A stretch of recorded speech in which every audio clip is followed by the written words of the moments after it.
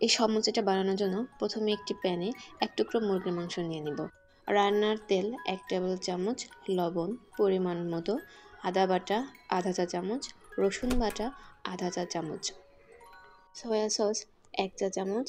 এরপরে শুকনো মরিচের গুঁড়া পরিমাণ মতো, আপনারা যে যেমন ঝাল খেতে পছন্দ করেন। এরপর পানি 1 কাপ দিয়ে মুরগির মাংসটা ভালো করে সিদ্ধ করে নেব। সিদ্ধ হয়ে যাওয়া মুরগির মাংসটা ঝুরি ঝুরি করে ছাড়িয়ে নেব। এরপরে একটা বাটিতে ময়দা 2 কাপ, লবণ স্বাদমতো, রান্নার তেল 3 টেবিল চামচ দিয়ে সবগুলো উপকরণ ভালোভাবে মিশিয়ে নিব।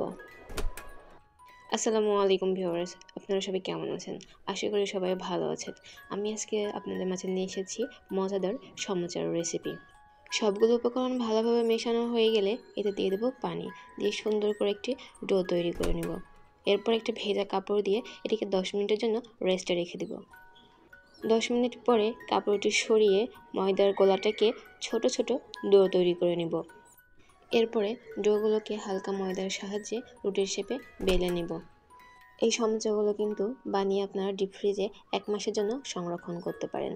এরপরে রুটিতে তেল ব্রাশ করে দিয়ে হালকা করে কিছুটা ময়দা ছিটিয়ে দিব। এইভাবে একে একে সবগুলো রুটি একসঙ্গে একটা রুটিতে বানিয়ে নেব।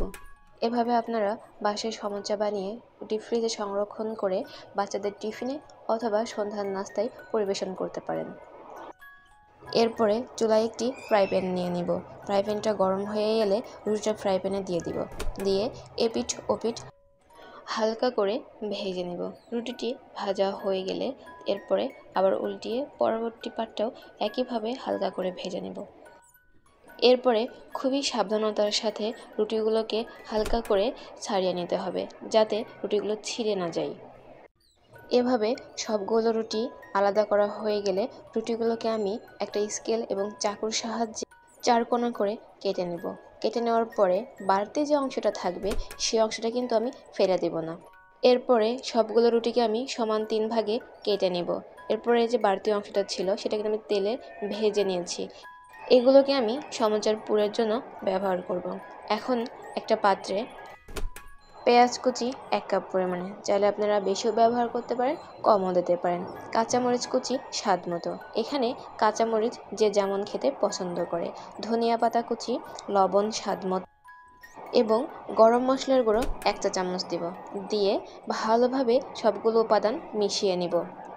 এগুলোকে ভালোভাবে মেশানো হয়ে এলে উপাদানগুলো এমনভাবে মিশিয়ে নিতে হবে যাতে এগুলো দিয়ে পানি কেটে না দেয়। এখন এতে অ্যাড করব আগে থেকে সিদ্ধ করে রাখা মুরগির মাংসটা। এরপরে রুটির যে বাড়তি অংশটা আমি আগে থেকে ভেঙে রেখেছিলাম সেগুলো এখানে দিয়ে দিব।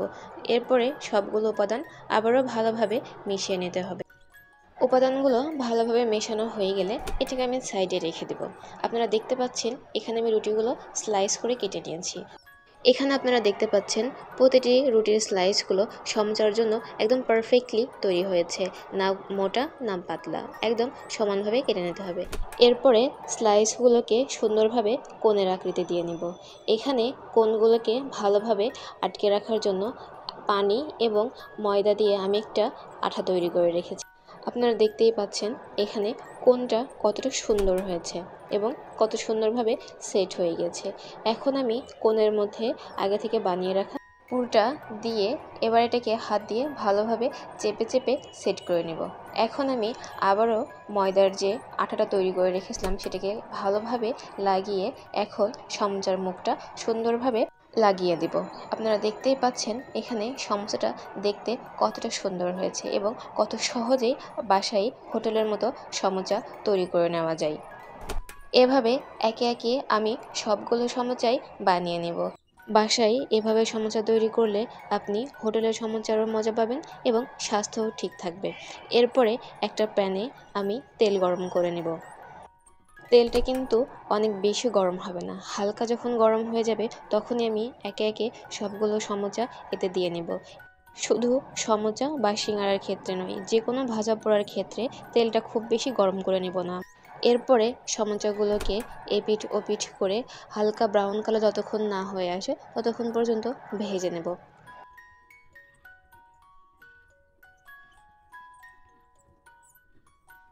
সমোচাগুলো ভাজা হয়ে গেলে একটি ছাঁকনির সাহায্যে এগুলো আমি একটা প্লেটে উঠিয়ে নেব। এখানে আমি প্লেটের উপর একটি লেটুস পাতা দিয়ে সমোচাগুলো পরিবেশন করে নিয়েছি। আপনারা দেখতেই পাচ্ছেন দেখতে যতটা সুন্দর হয়েছে এবং খেতেও অতটা মুচমুচে এবং মজাদার হয়েছে। রেসিপিটি ভালো লাগলে অবশ্যই বাসায় ট্রাই করবেন এবং কমেন্টে জানাবেন। এমন সব মজাদার রান্নার ভিডিও পেতে চ্যানেলটিকে সাবস্ক্রাইব করে পাশেই থাকবেন। দেখা হবে আবারও নতুন কোনো রান্নার ভিডিও নিয়ে। সে পর্যন্ত সবাই ভালো থাকবেন। ধন্যবাদ সবাইকে।